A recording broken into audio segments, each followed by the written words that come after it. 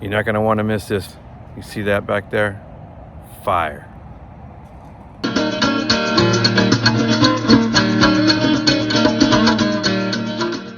Here we are, 6 a.m. bright and early at Gelson's Market in La Cañada Flintridge. And right there behind me, you see the Melissa's tilt up. Yep, this is where they roast the chilies every year. Melissa's gets out, goes all across the country, bringing Hatch, New Mexico green chilies to us. Beautifully roasted, fresh, and delicious. And I'm gonna show you how to peel them, how to prep them, and how to get them in your freezer, and then what to do with them. All right, so they're setting up their roasting station here. There's the roasters right there. And this is what they look like before they get roasted, and here's what they look like after. And that's where the flames come out, you'll see. There they are.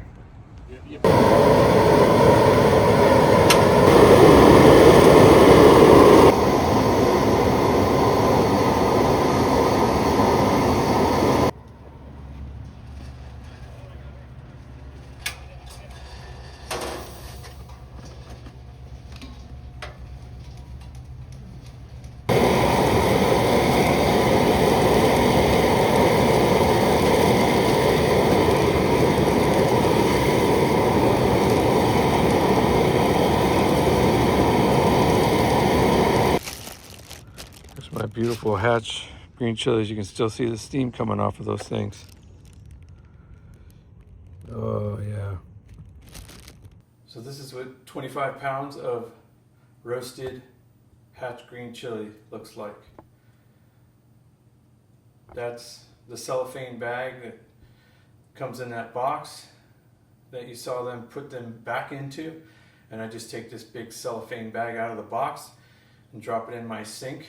And I'm going to show you how to get rid of some of that char. We don't want to get rid of all of it, but we're going to get rid of that char, show you how to seed them and get them into some freezer bags that you can vacuum seal to keep them nice and fresh until tamale season, which is coming up. Now's the time to go through your chilies and look for ones that are perfectly flat and large, like so. If you've ever considered making chile rellenos or make chile rellenos, now's the time to find the perfect chilies to make them with, because if you do make them, you already know that the flatter the chili, the easier it is to stuff them, and the better, the more evenly they fry. And it's just, you don't want a completely contorted chili. So go through your chilies, pick out the best ones as you're going through them and cleaning them, and just leave them intact. And you can freeze them that way as well, and then pull them out when you're ready to make chile rellenos. So here's all you're going to need for this process. It's a clean sink, a sharp knife, and a pair of good scissors. So we got our chilies over here inside of the sink. Just going to take them like this, turn your water on, and you're just going to start scraping. Scrape and clean it off. You don't have to get all of it, just get, as much as you can. Anything that looks like skin, you want to peel off. But most of it is actually the charred skin, which comes off really easily, just like so.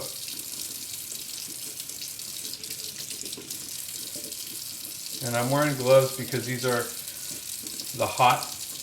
These will burn your hands if you're going to handle them for this long. So that's pretty much it. You don't have to get all the char off. It looks like that. Nice and clean chili.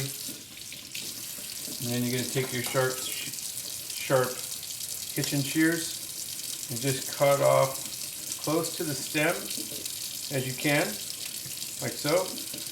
And then just got to put a little slit in the side. Get your finger in there and it'll tear open like that.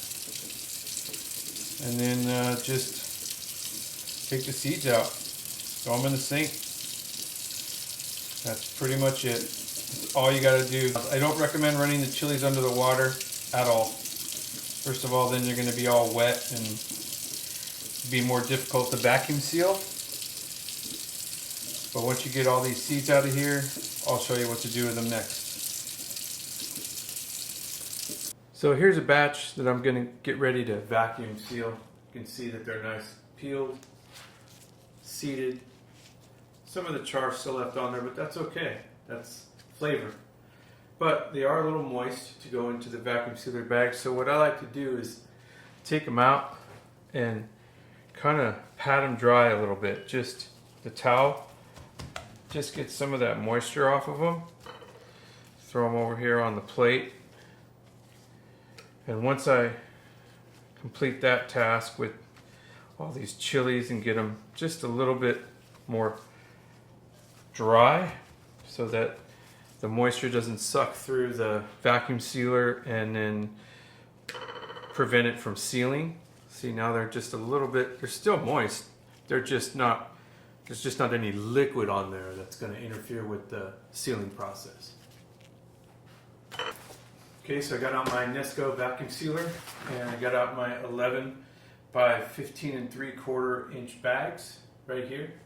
See, laying right there. So here's a little trick to get them in there a little easier and a little less messy. Put them on a paper plate. Fold the paper plate over like that. Slide the paper plate in like so. All your chilies on there. Get it centered about where you want it. And then flip it over. Like so. And then out comes your plate. Get it centered. There's a chili bag in there. Down. Seal.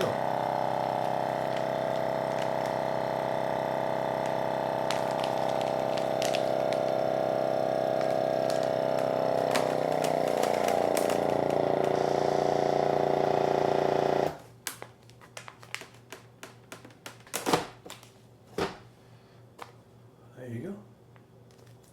Another nice sealed package of freshly roasted Hatch Green Chilies.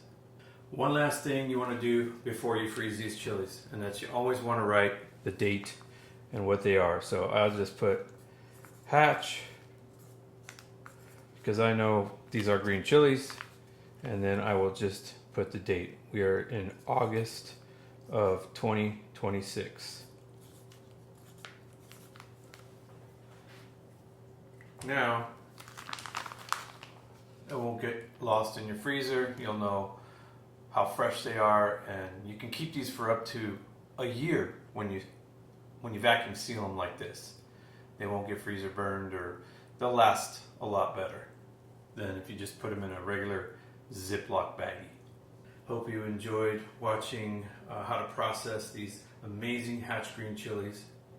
And if you want to know the best way to use them, in our house we make Hatch Green Chili and cheese tamales every year. And I have a video for that, and it is in the description. There is a link. If you click on that link, it'll take you to that video that has close to 100,000 views, and everybody that's tried it has truly loved the recipe because of these babies. They make them taste so good. So give that link a click and check out the tamale video, and let me know what you think. Alright, we'll see you on the next video. Bye-bye.